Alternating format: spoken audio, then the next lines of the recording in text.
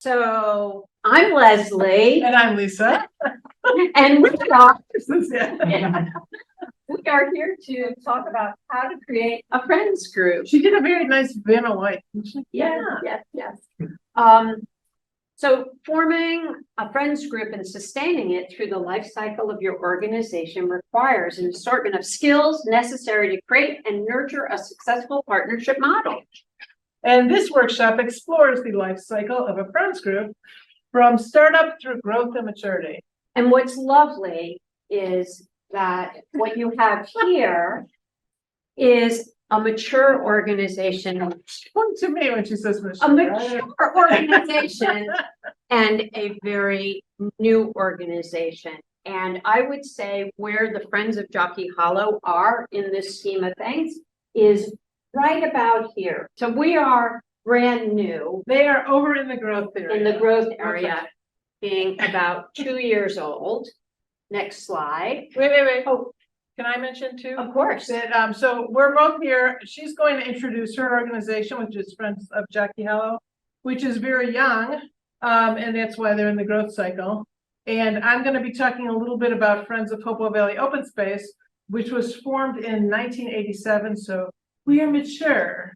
But while we're there, I also will talk a little bit about the Outdoor Equity Alliance, which is the organization that I recently found. Excellent. There you go. Now Okay. we can touch. Now we can touch. What is a And friends group? what is a friends group? I think most of you all know. Some of you are heads of friends groups yourselves. They're usually organized under a 501c3 tax exempt status. And I think the most important thing is why? Why do you need a friends group? And Lisa and I are going to talk about why each of our respective organizations were created. Next. Wait, before she goes next. She's also going to talk about how we get started and what you need when you format it. Yes. This is, do we need our own board? But it goes beyond board. What is the structure of the organization? Yeah. And I think one of the most interesting things, the question there is, what is the relationship between the friends group and the organization that they're supporting? Okay, so thank you, Lisa. We began in 2021, and I think the reason why the Friends of Jockey Hollow was started was it was a recognition that our national park in Morristown, after more than a decade of underfunding and having deferred maintenance needs of over $10 million, aging staff of the National Park Service, that the fact that that national park, which is over 1,200 acres, would benefit from an infusion of dedicated philanthropy. A group of philanthropists in our city got together, maybe around a kitchen table, but certainly around a board table, and decided that they were going to start this organization. What's interesting about the Friends of Jockey Hollow is it's done in conjunction and in partnership with the National Park Service. And if you don't know, right this very second, there is an impending federal shutdown, which is maybe 8 hours away. And that's a unique phenomenon that's actually going to impact the work of my friends group. So next slide, please. There you go. There you go. I'm not going to read all of this. I can hand you out some information that discusses our mission, but really we're here to protect, to preserve, and promote Morristown National Historical Park, one segment of the park. How many of you know Morristown National Historical Park? Well, I think two. Do you as well? Yeah. Four non-contiguous areas, and Jockey Hollow being by far the largest landmass. There is another friends group that actually supports the park called the Washington Association, but none of their resources really actually touch Jockey Hollow. So this is, we are bifurcating what they do with what we are doing and our focus just on that part of the park. We're an interesting 501c3 in that we're part of our Community Foundation of New Jersey. So all of our philanthropic endeavors are funneled through that organization, which takes care of a lot of the bureaucratic parts and the 501c3 part. So we actually don't call ourselves a board, we're a committee. And next slide, please. And so we were established, as I said, by these local philanthropists, and it took a few years because the pandemic slowed us down, but we were incorporated at the Community Foundation in 2021. So as I said, we're here to promote, protect, and preserve Jockey Hollow. And okay, next slide, please. We're going to talk about what Lisa said in the very beginning about partnering. And I think you'll see right here, one of our partners is in the room, Jesse, who is a part of New York, New Jersey Trail Conference.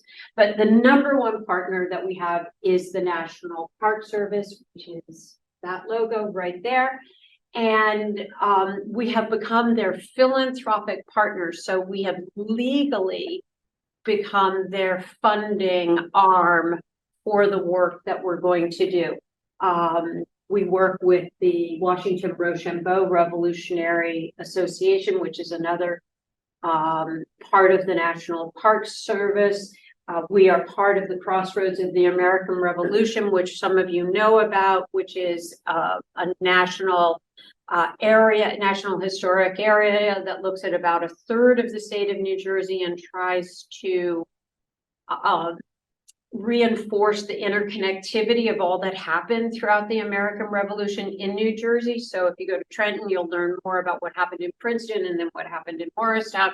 So it's a wonderful way of aggregating how important what took place here was. And then we have partners from the Herb Society and the Cross Estate, and we just keep growing the number of people that either were already working at the park. Next slide, please.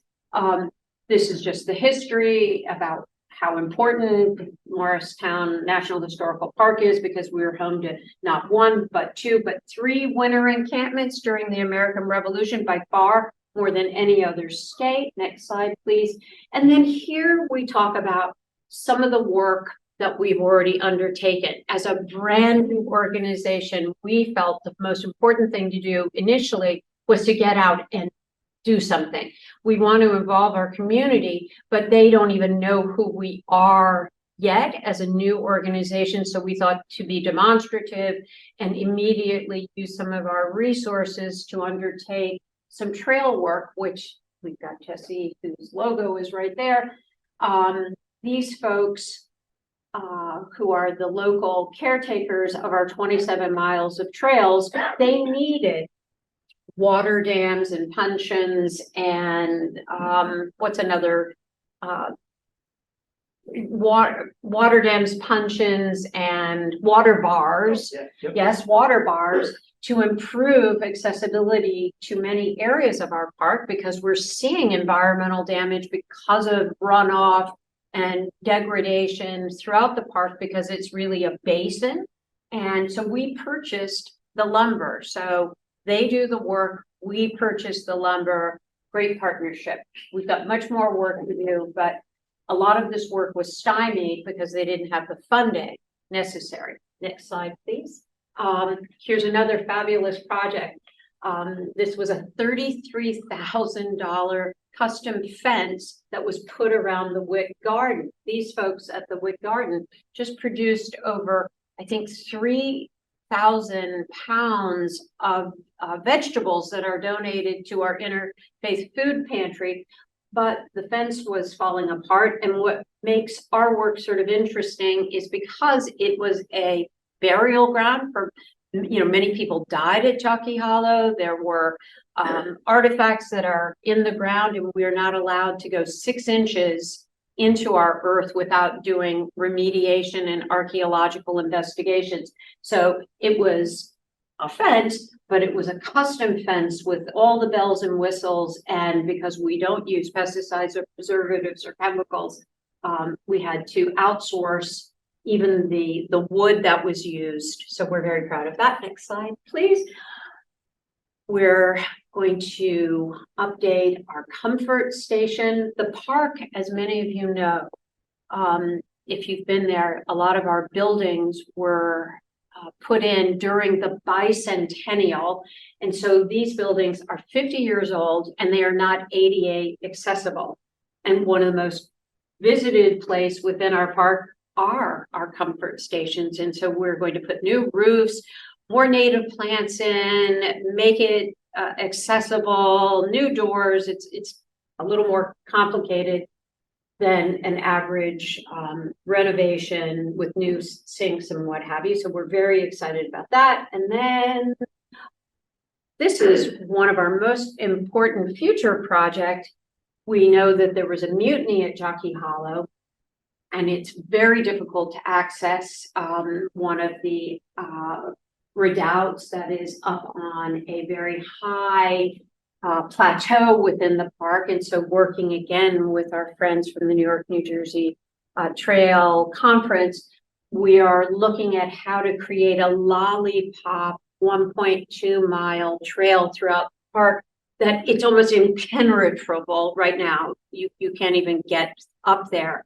But this is one of our goals as we are getting close to the 250th anniversary of the United States, the semi-quincentennial. And then just very briefly, I've got, we're removing debris and stumps that the park can't afford to do. Hundreds and hundreds of trees came down, the emerald ash borer, we had to take them down, but then they just lay along the sides of our trails. It was really unsightly. So we spent our resources to take that away or grind them up and use the tree mulch for other projects.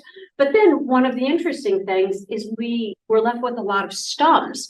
Well, that gets in the way of the maintenance of our trails and the mowing that takes place. So we ground them all up. So I think that might be the last slide. Well, and then I just want to conclude with this slide, which is a recent visit by our federal partners. There's Mikey Sherrill and Cory Booker. Cory had never been to Jockey Hollow before, and we're trying to impress upon both of them the need for more investment in the park, because especially as we are anticipating more people visiting in 2026, the semi-quincentennial. So we're a new friends group.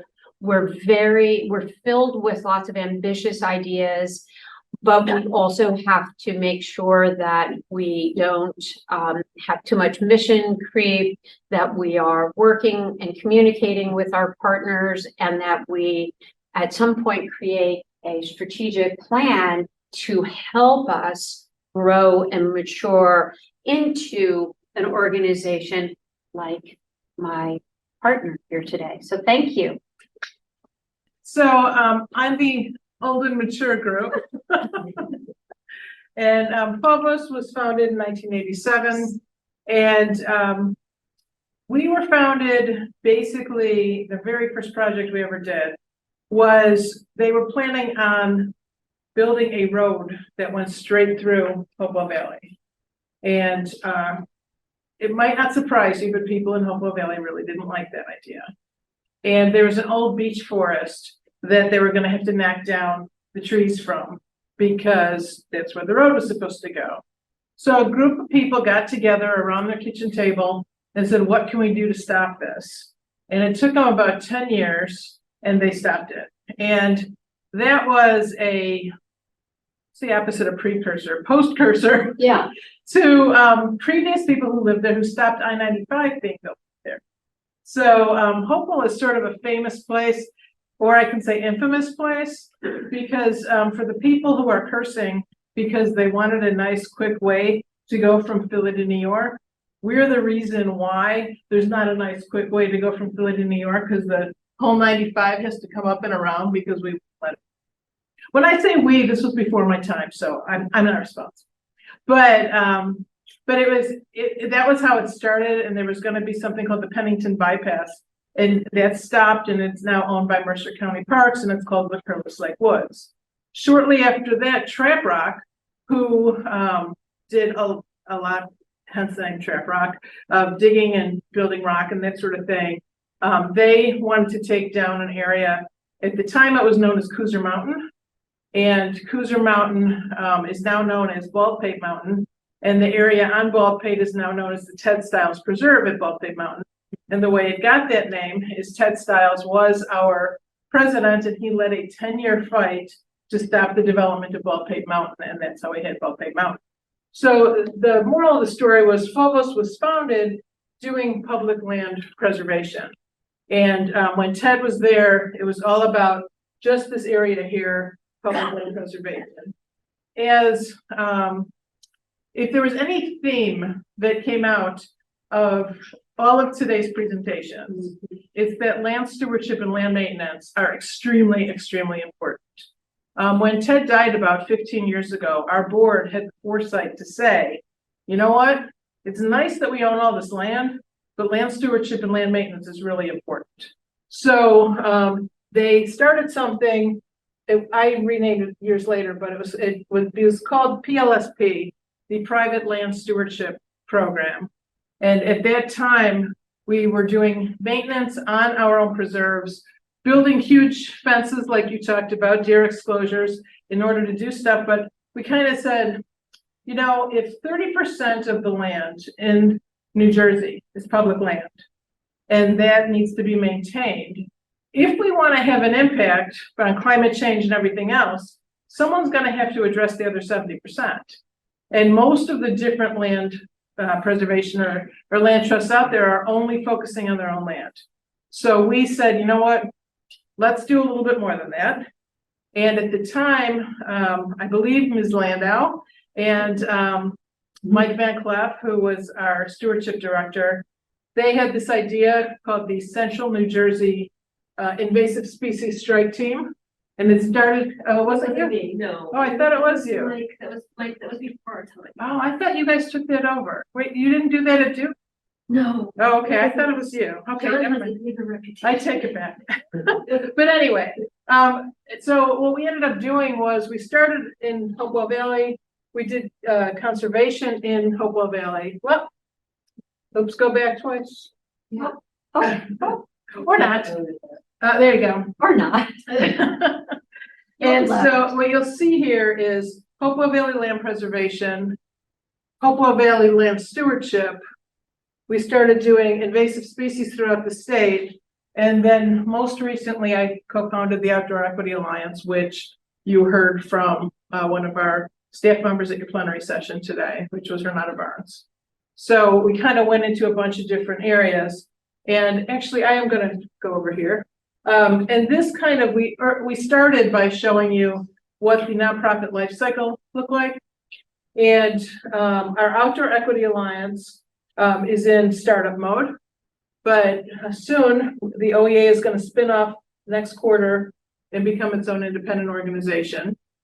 Our stewardship stuff is in growth mode. That is really taking off. Everybody's interested in doing the stewardship. And I would call our land preservation in maturity. We're still preserving more land each year, but it's down to like 1 or 2 preservations each year. So it isn't like a huge growing thing, but it's still something that is important to us. And the strike team was interesting. Mike founded it in 2008. Duke Farms was managing it for a while. And then after a few years, Duke Farms said, you know, we're able to get all these grants to do program work, but we can't get the overhead covered and we don't want to hold on to it. So we brought it back in-house and took it, and Phobos started sponsoring it again. And in the last few years, it's really been doing well. So I listed there as a turnaround situation, which is now in growth mode again.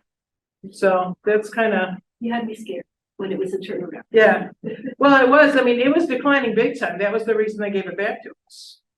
So, but now it's turned around and it's really doing well. So that is kind of where we are. And I lost 20% of the road. Wasn't my breath. I know. I know it's the end of the day.